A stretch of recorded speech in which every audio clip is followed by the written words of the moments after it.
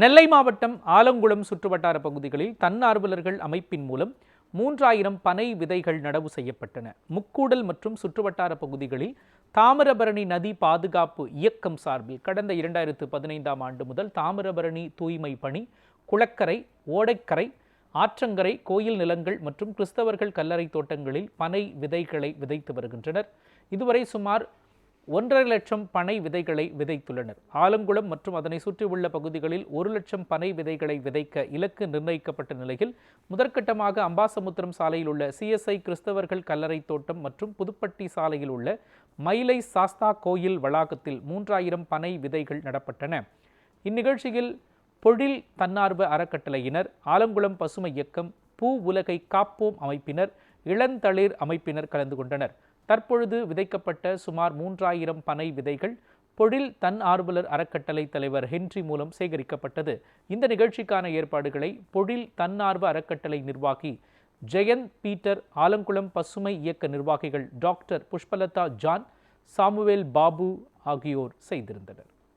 தற்போது ஆலங்குளம் பகுதியில் உள்ள கல்லறை தோட்டம் மற்றும் மயிலை சாஸ்தா ஆகிய கோயில்களில் பனை விதை நடவு செய்ய உள்ளோம். கடந்த 10 ஆண்டுகளில் சுமார் 1.5 லட்சம் பனை விதைகளை இந்த பகுதியில் விதைத்துள்ளோம்.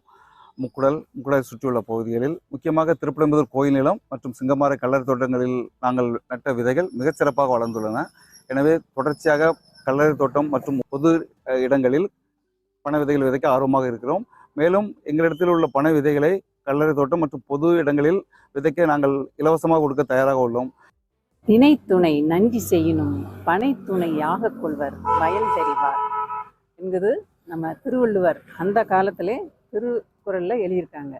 திருக்குறளே நம்ம பனை ஓலையில் தான் எழுதியிருக்கிறாங்க. ஸோ அந்த காலத்தில் படிப்பு, கல்வி எல்லாமே இந்த பனையிலிருந்து தான் ஆரம்பிச்சிருக்குது. பனை மரங்கிறது நம்ம தமிழகத்தின் பெருமை.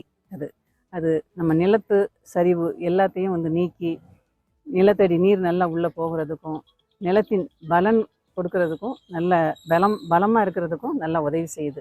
அதில் உள்ள ஒவ்வொரு பொருட்களும் நமக்கு உதவி தான். அது பனை ஓலையிலிருந்து நம்ம வீடு கட்டுறோம், அது விறகாகுது. அதில் உள்ள பனை பதநீர் எல்லாத்துக்கும் நல்ல ஒரு உணவாக சத்துள்ள பானமாக இருக்குது. அதில் உள்ள காய்கள் நம்ம விதைக்க வச்சோம்னா அதுலேருந்து கிழங்கு எடுத்துக்கிறோம். அதுலேருந்து தவுனு ஒவ்வொரு பொருட்களும் நமக்கு ரொம்ப கருப்பட்டி எல்லாமே நம்ம ஹெல்த்துக்கு ரொம்ப இம்பார்ட்டன்ட். அதனால் இதை இப்போ உள்ள சிறுவர்களும் நம்முடைய மக்கள், பொதுமக்கள் எல்லாரும் இதை உணர்ந்து இதை எல்லாரும் வளர்க்கணும், நம்முடைய பெருமையை காக்கணும்.